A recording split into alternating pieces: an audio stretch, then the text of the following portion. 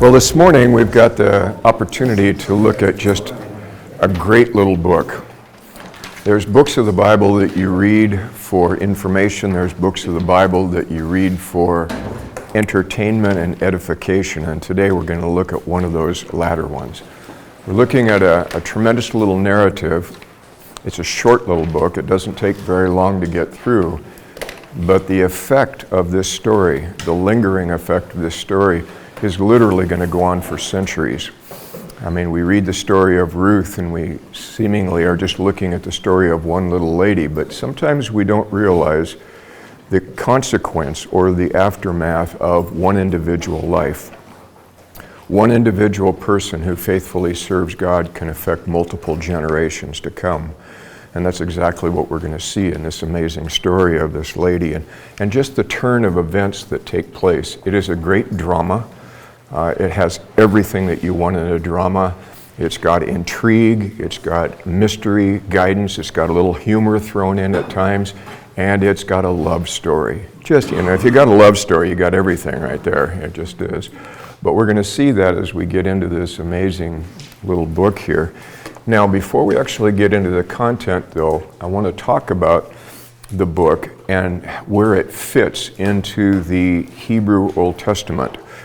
Now, when we started this course, I gave you a handout that had the structure of what we call the Tanakh. It's the Hebrew scripture.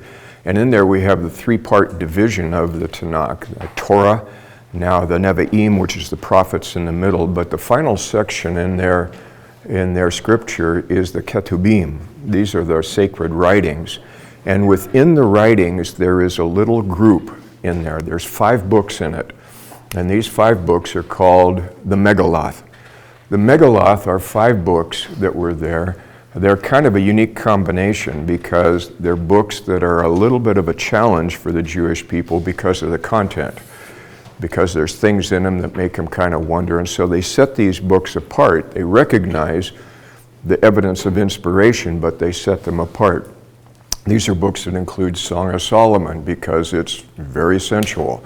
Book of Lamentations because you're crying all the time. Book of Ecclesiastes because everything is vain.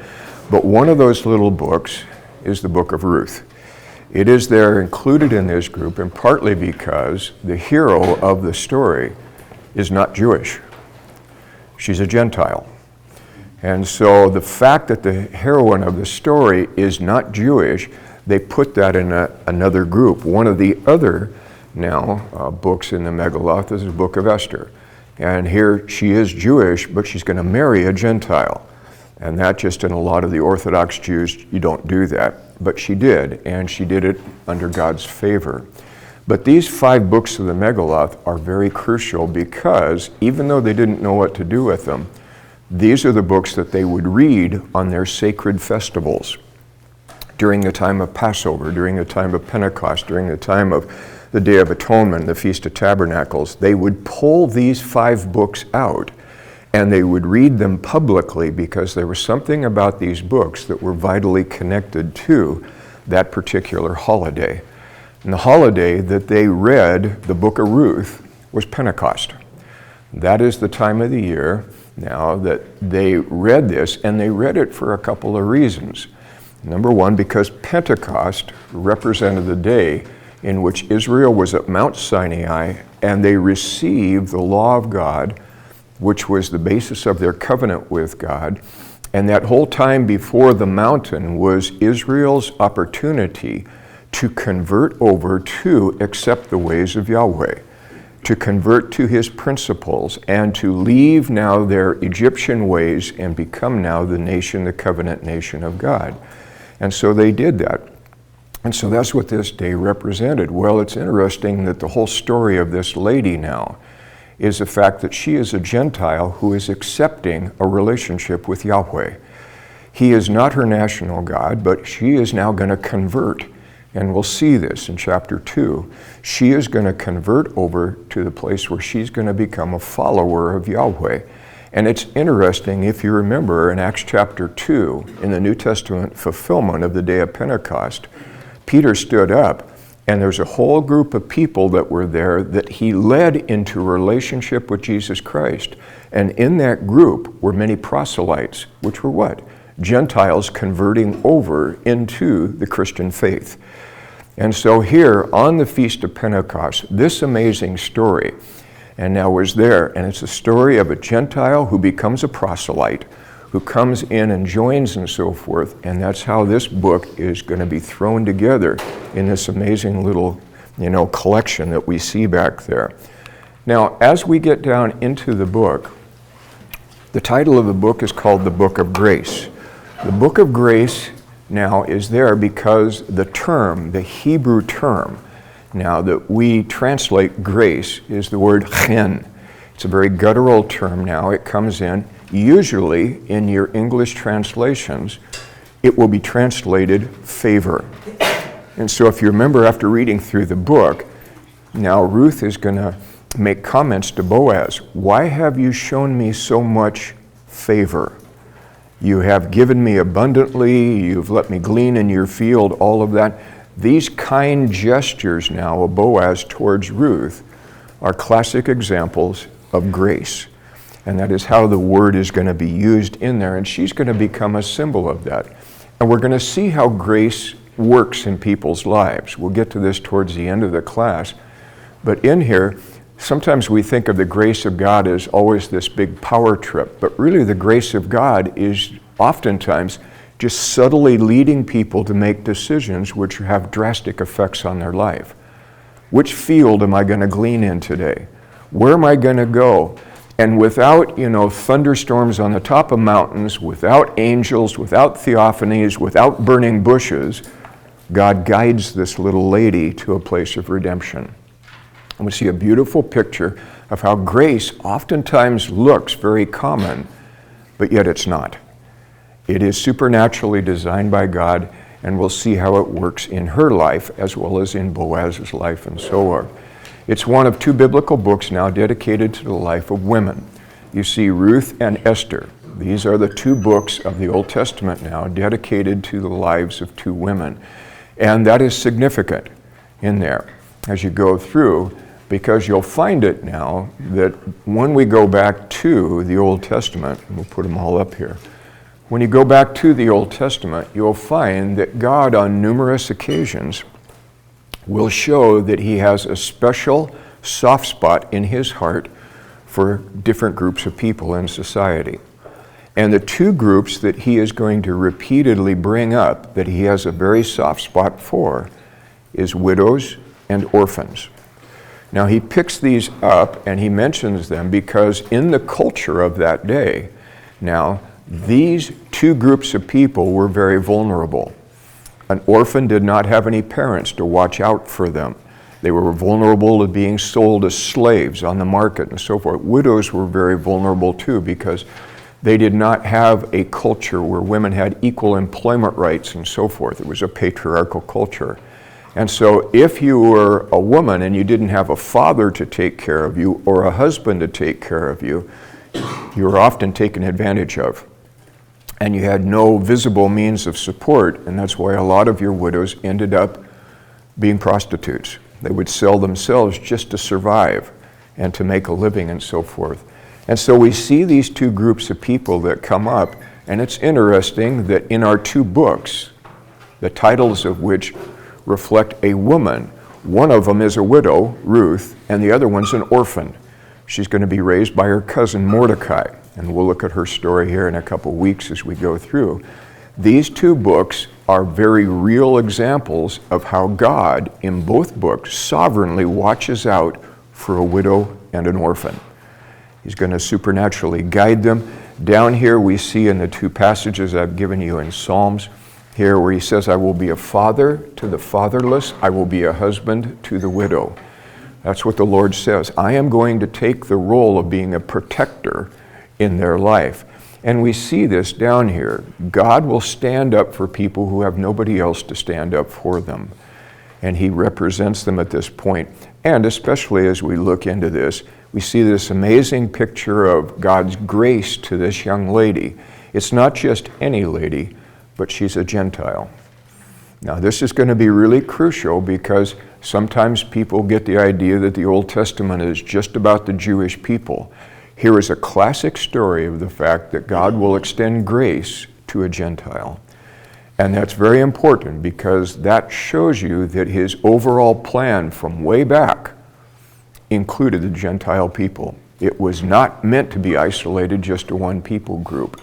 And so we go down and see it. And this is so characteristic. Now, it's described in this great passage now in Galatians 3:28, key passage in that book. And it's talking about Christ and his gospel that he extends to people. And it says that in him there is neither Jew nor Greek, which is just another way of saying Gentile, neither slave nor free, neither male nor female, but you're all one in Christ Jesus. Just as Jesus now extended now his grace across ethnic lines, across gender lines, across class lines, just as he did that, you see that this has always been God's attitude. And the Book of Ruth is a classic example of that as we see it back there. Now the motif, we've mentioned this term before. A motif is simply now a reoccurring theme. It's a theme that an author will weave through the stories and through the statements of a piece of literature. And he repeats it over and over again. And so you're going to find this.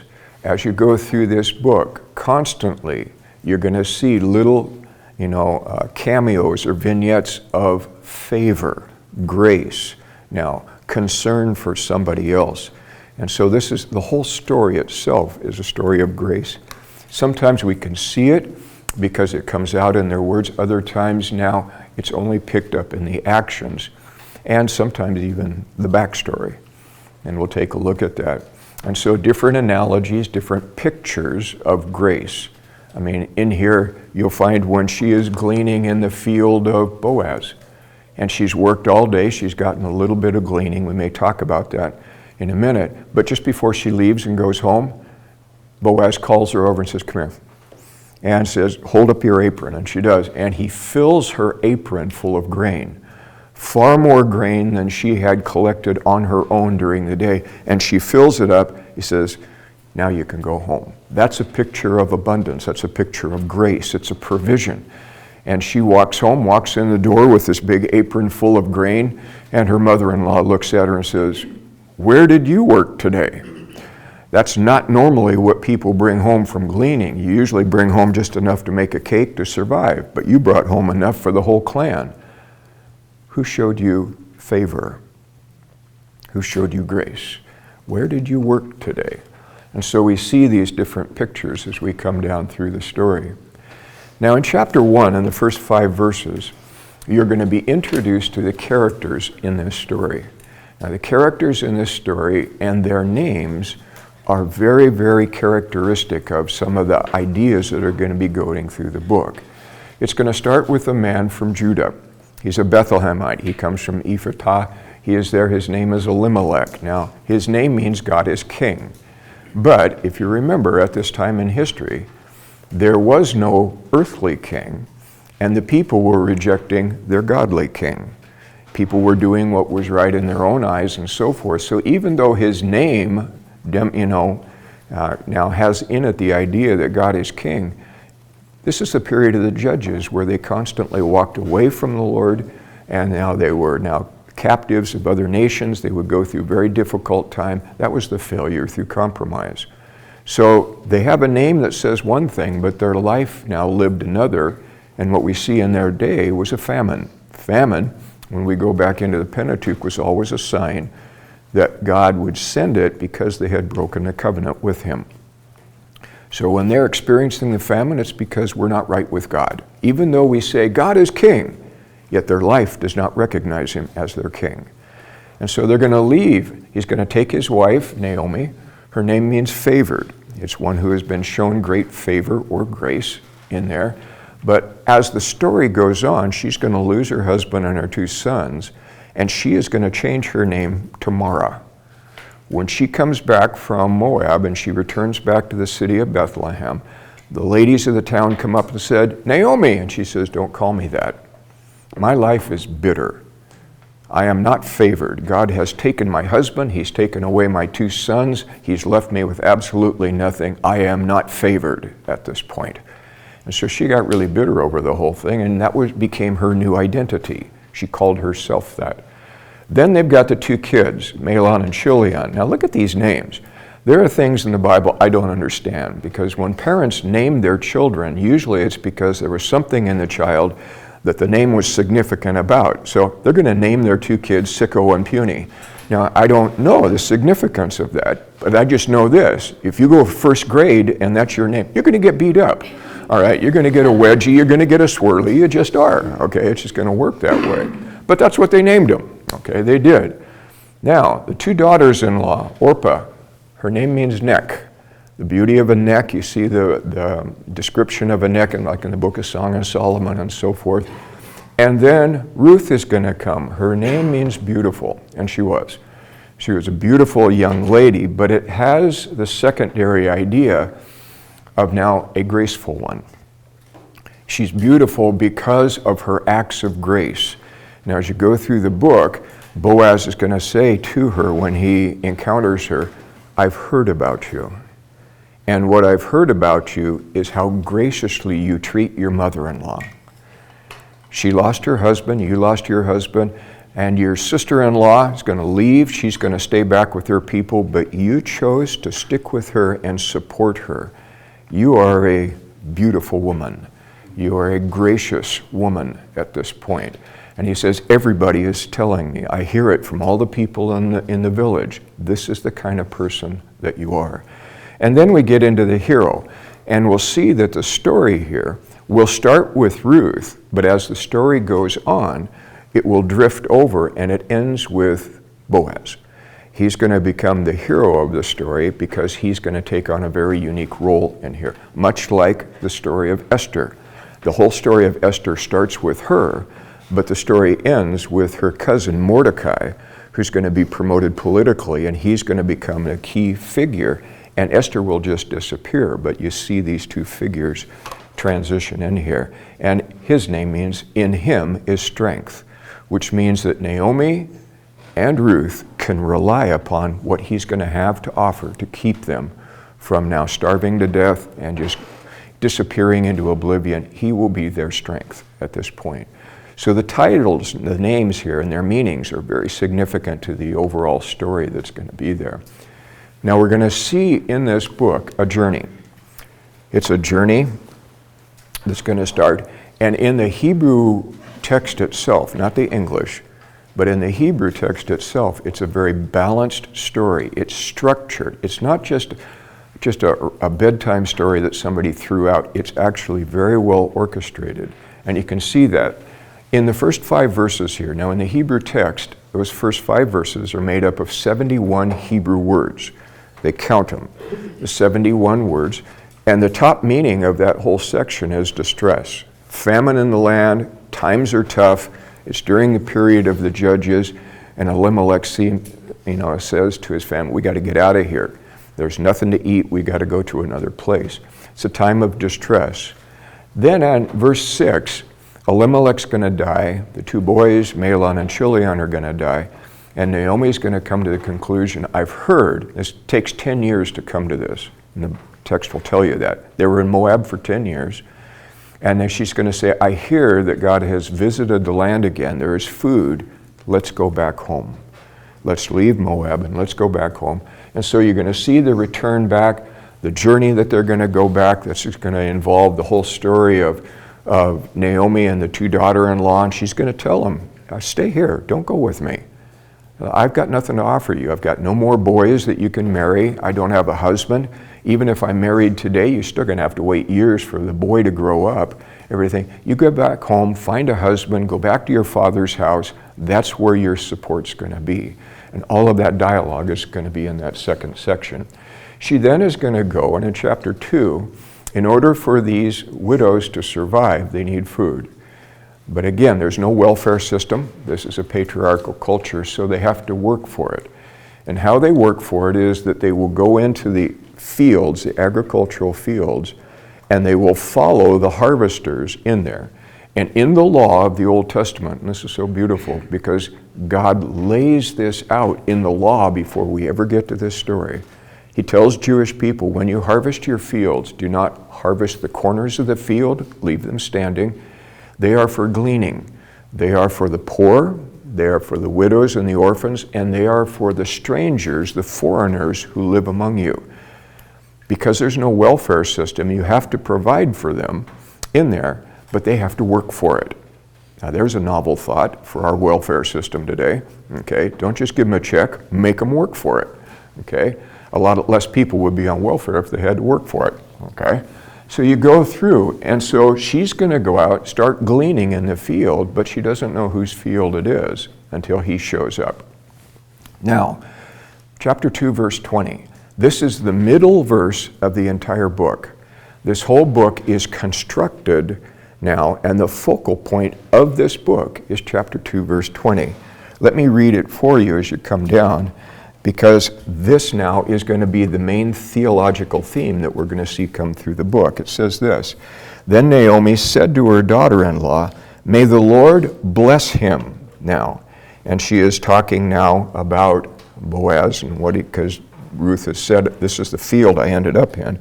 "May the Lord bless him because he has not abandoned now his kindness to the living or the dead." And Naomi continued, "The man is a close relative. He is one of our family redeemers."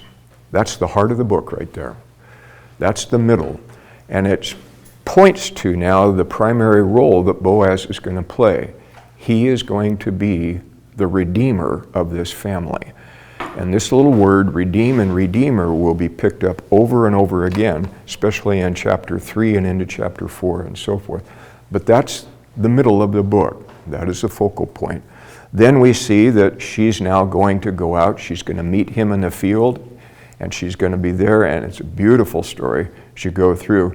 She literally is going to come lay at his feet. He's asleep. She's going to lay it. He's going to wake up, and she's going to ask him to marry her. She's a 21st century lady. She doesn't wait for the guy.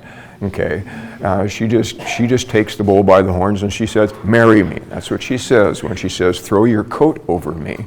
She's saying, "You take charge of my life and help me at this point." She's a gutsy little gal. And then we have to see another event that takes place in here, very crucial events, a cultural event, because Boaz is not the closest relative. There is a closer relative, which means the closest relative has the first opportunity now for Ruth. And so he has to go through all the cultural protocol, and we'll see what happens. And then you find the conclusion of the book. The conclusion of the book in the Hebrew is 71 words long. And in there, instead of distress, it ends with hope. It ends with a genealogy of a future king. Now remember the period of the judges. There was no king, and everybody did what was right in their own eyes. But this book ends with how the king finally comes. And that's going to be David as he's birthed to Jesse and Obed, and it goes back to Boaz and Ruth. And we'll see that. So this is the journey. It's the faith journey that this little lady is going to take in here as we go through it. The author of the book is Samuel. Now remember I told you last class, he is the last judge.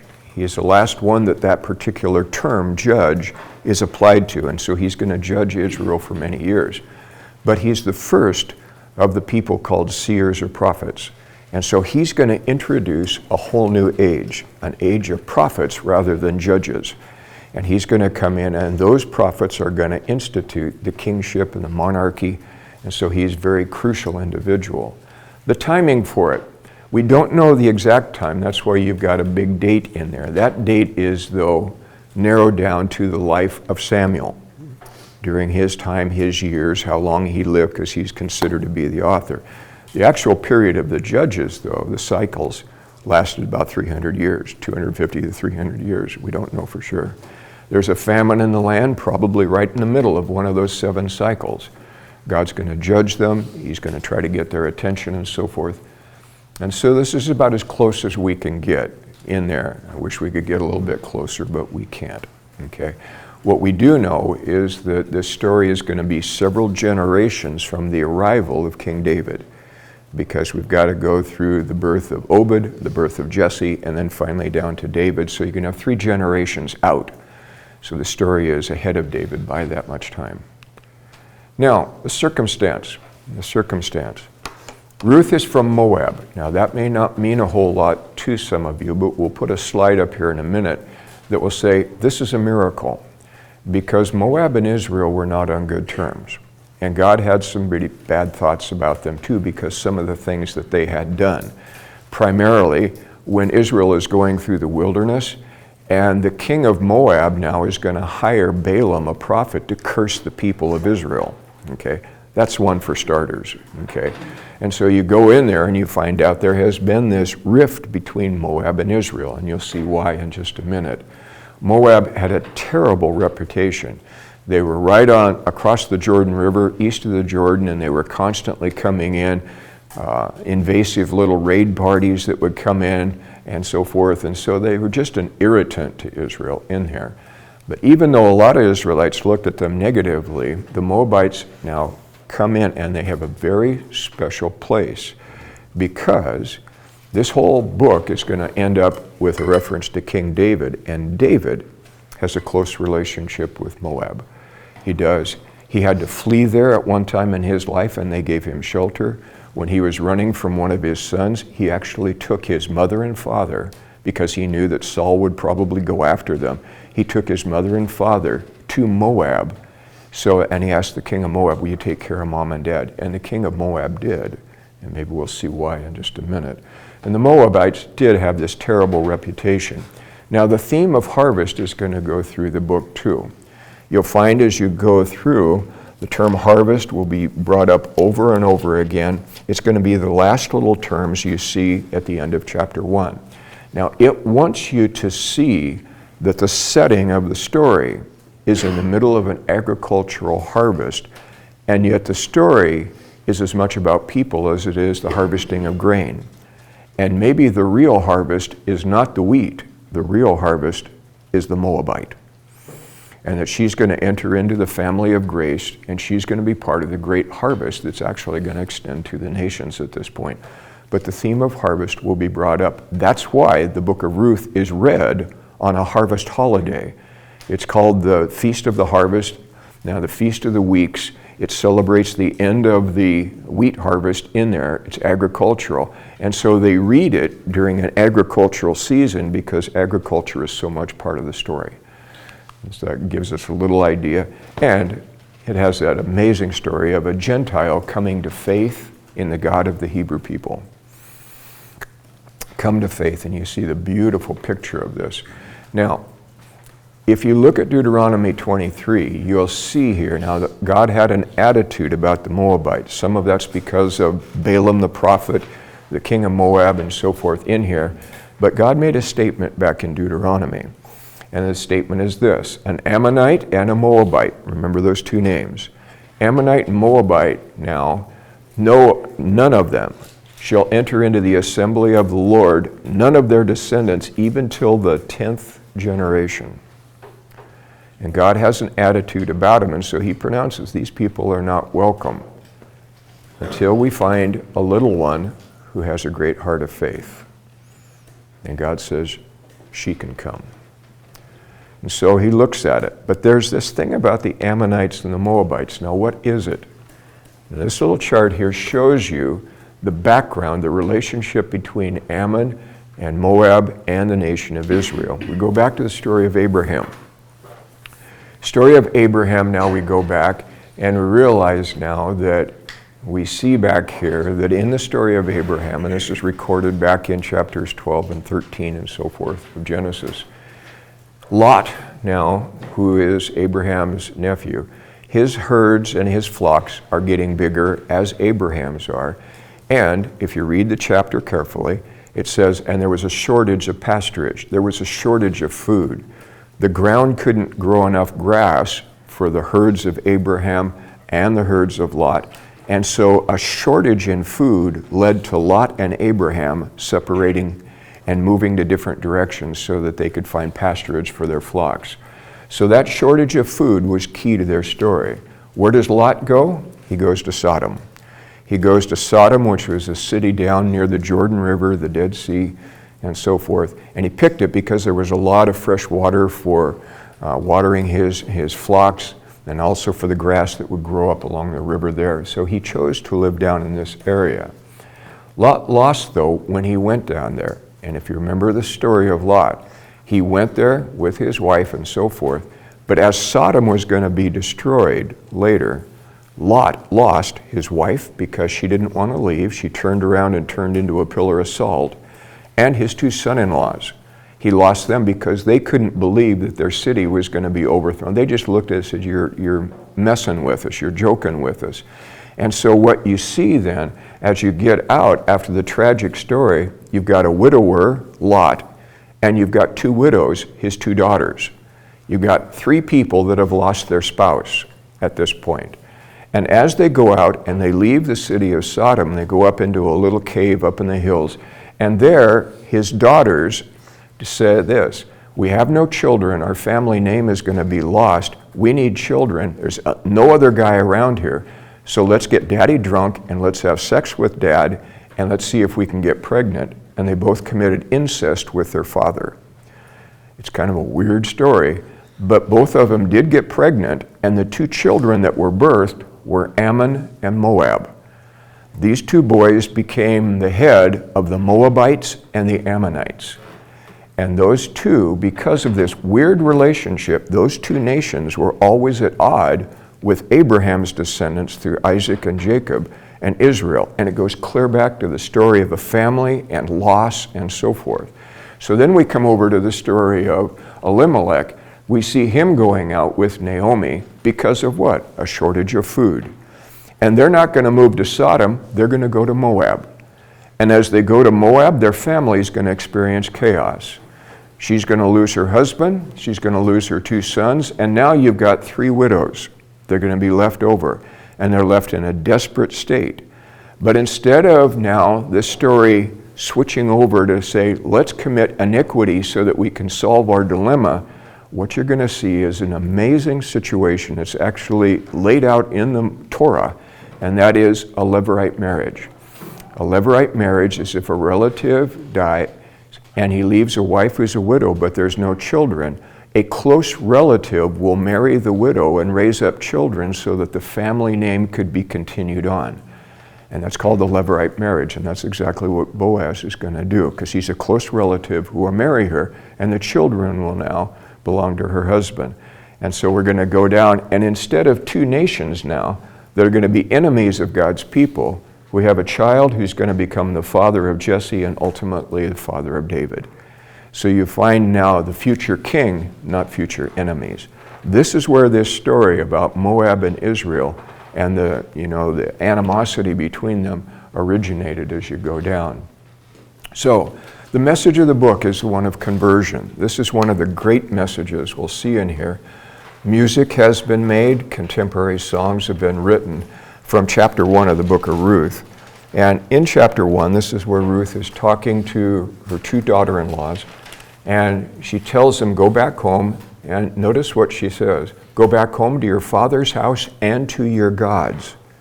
She's so bitter at this point, she tells her daughter-in-law, go back to your former idolatry. God didn't help me, he's not going to help you. So that's what she said to them. And so Orpah now says, yeah, I'll do that. So she goes back home, although she cries. But Ruth clung now to Naomi and says, I will not go back. I will not go back. And if you go down into verse 16 and 17 now is Ruth's response. And we'll see it as we come down, go down here. And so they lifted up, these three ladies are crying and everything. But Ruth clung to her and said, behold, and this is what Naomi says, your sister's going to go back to your people and your gods. Return after your sister-in-law. And then Ruth, powerful statement. This is her conversion. She says, do not urge me to leave you. Don't ever ask me again to leave you. You're my mother-in-law. And turn back now from following after you. For where you go, I will go. Where you lodge, I will live. Your people shall be my people, and your God shall be my God. She made a choice at this point to abandon the gods of Moab and to be loyal for the rest of her life to Yahweh. This is a conversion. She is a proselyte. She is a follower of Yahweh at this point. Now, think about it for a minute. If we required all of the people accepting Jesus at our altars to make this kind of statement, are you willing to leave your home and identify with a new people? Are you willing to abandon your old way of, are you willing to abandon your old gods and only be faithful? We may not have as many converts as we think. Because today all we say is, how many want to accept Jesus? That's all we say. But this involves a life change, a geographic change, a family change, the people you associate, your whole religious system. This is a huge thing in her life. And she's not just saying words, she actually means it. She is willing to abandon her past, just like Abraham was willing to leave his home. She is willing to leave her mother and father and home and join herself to a new God and a new people. That is the conversion in the story. That's a beautiful thing as you see it. And so she comes down. I love this. She tells Naomi, don't ever ask me again to leave you. The matter's settled. Quit it.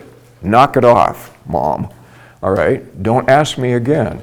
And she just goes through the thing. And if this is not enough, and notice what she says, where you die, I will die, which means this is a lifelong commitment. This is not for 6 months. This is for the rest of my life. This is a huge commitment. And to let you know I'm serious, if I walk away from this commitment, and if anything other than my personal death takes me away from here, let me be cursed. Whoa. She invokes a curse on her, saying that, let me die if I do not keep my loyalty to you and your God. That's a conversion. You very seldom find a conversion in the Bible that is that strong and that clearly laid out. But that's what this little lady tells us. We go down. Now, the kinsman redeemer. This is a beautiful part of this book as we see come through here. Now, 2 words that I've given to you. Gahal is the Hebrew word now for the process of buying back and purchasing back and redeeming back property that's been lost and everything else. And you see this in this story because that's what Boaz is going to do. He is going to buy back now and take the right of the field and all the financial responsibilities in here. But that makes him a redeemer. The action of redemption is Gahal. The person who does it is a Goel. A Goel is a redeemer. He's the one who steps in to be a positive benefit to the people that are there at that point. And as you look at this, back in the law, we see that God laid down the foundation for a kinsman redeemer. Now, you may not be familiar with the term kinsman. Kinsman means kinfolk, close relative, family. It's a blood kin relative that's going to step in, and because of the blood tie, they are going to come in and redeem the family. Now, the family could go through different situations, economically, health-wise and everything else, that sets a family in a very negative financial pattern. Poverty, losing their inheritance, all kinds of bad stuff. So God instilled in the community a way to get that back so the family could be restored. These were the 5 duties now of a kinsman redeemer. Now, who would be this? Who would take this role? The closest kinsman, the closest relative that an individual who found themselves in poverty, their closest relative would be the one who would usually step in. It would be a father, a brother, somebody, an uncle, and then it would go out to cousins and so forth, depending on the family and how many close people there were. But these are the 5 things that the law laid out. Number 1 is this: if the family lost their property due to poverty and poor financial decisions, the kinsman redeemer would go and purchase back their piece of property, and so that the family would not lose their inheritance. That's their job. They would buy it back from whoever it had been lost to at that point. Number 2, now they redeemed things dedicated to the Lord. Say, for instance, a family had dedicated certain livestock or certain articles of furniture to the Lord and His service. The Redeemer could go purchase them back for the family but the purchase price would go to the house of God and so forth. A free person, if somebody in a family sold themselves into slavery because they were so poor they couldn't take care of their own needs, the redeemer would go buy the slave back from their previous master. And the price that would be paid would be the ransom, and their job is the redeemer to emancipated slave. To avenge now the blood now of a murdered relative. There was no police department in these days. If a man got killed by a neighbor, it was the responsibility of the victim's relatives to go after the murderer. There was no court system, there was no policeman. So to find the murderer and track them down, that went to the kinsman redeemer, and he would be called the avenger of blood. He avenged the blood of his dead relative. And the last one is this: if somebody died, left a widow with no children, the kinsman would marry the widow, and the children that would be born of that marriage would go back to the husband who had died, so the family would not lose their inheritance. In this story of Ruth, Boaz is going to purchase the field of Naomi, and he's going to marry Ruth.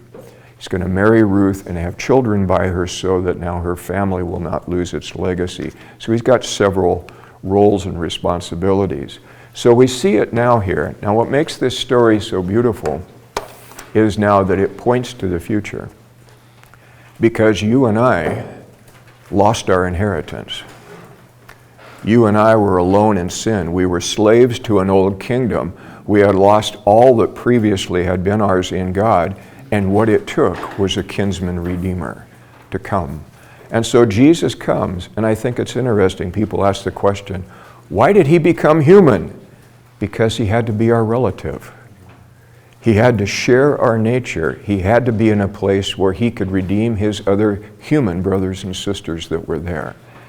And he came down at this point, became our kinsman redeemer, and he's going to go out and he's going to give back to his people what we have lost. He's going to purchase back our spiritual inheritance. He's going to come back and set us up, and he's going to deal with our old master that still wants us back in his kingdom, but he says, no, I'm going to purchase them so that they can be in mine. And so these now beautiful picture of what we're going to see in the life of Christ coming in the future in here.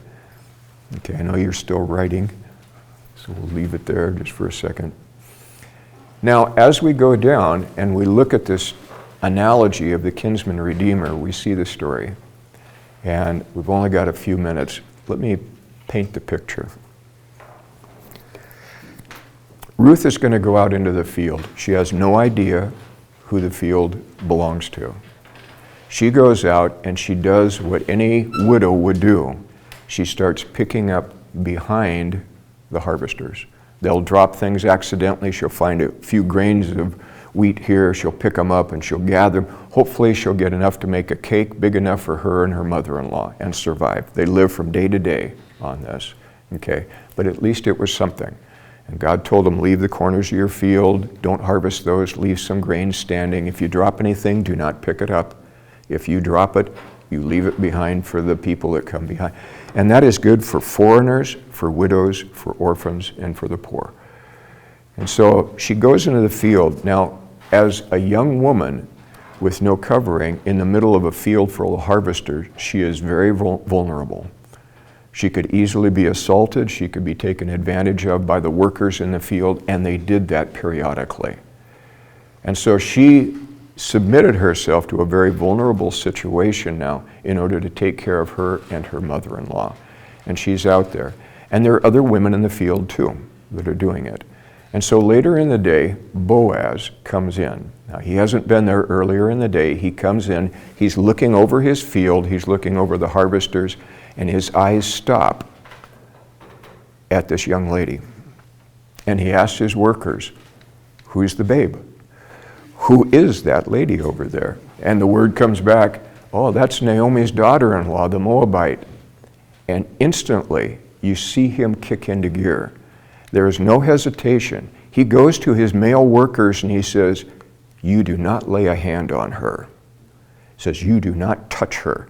You do not do what you do to other women that come in and glean the field. You leave her alone. And by the way, every once in a while, I want you to deliberately drop some grain. I want you to, oh, whoops. I want you to do that. I want this little lady to walk away with a whole bunch at the end of this day. Now, question comes up. Why was Boaz so favorable towards this Gentile? Why did he show such great favor to her? The answer to that question comes from the first chapter of Matthew. Because in the first chapter of Matthew, what we find out is this. It's the genealogy of Jesus. And as you read through the genealogy of Jesus, you'll go down and it'll mention different people that were his ancestors, and then it goes down to a little lady. Her name is Rahab. Rahab was the harlot. She was the prostitute from Jericho. And it says that Rahab married a Jew whose name was Salmon. And these two got together and they had a baby. And that baby was Boaz. Why was Boaz so favorable to a Gentile? Because his mama was one. And he understood through his mama that God can be gracious through a Gentile. And his mama became a woman of faith. And so he is willing at that point, seeing what happened to his mother, say, it can happen with Ruth. And he stepped out at this point, and he became her redeemer. And it set the whole stage in here for what he's going to do. Now, in here, what you'll find, and we'll end with this today, the kinsman redeemer had to have two things working in his life. Number one, he had to have the means to redeem. He had to have enough money to buy back Naomi's field. He had to have the means to bring another woman into his family and support her and so forth. And he also had to have the desire to do it. And so you see it in here, and we'll end with this today. When Ruth goes out, and it's a beautiful story you read in chapter 2. After Naomi finds out where Ruth has been, and she finds out that Ruth has been in a redeemer's field, she says, I want you to wash yourself, put on a little Chanel, and your best clothing. Says, girl, you're going out, all right? And so she goes out and she lays at his feet. And as he wakes up at midnight, and there she is, what would you like? And she says, I want you to be my redeemer. And he says, glad to. I've got a closer relative, I've got to work with it, but I'm glad to do that. He says, just don't go after anybody else, and don't tell anybody you were out here. Scandals will be all over the place, and that's the story. All right.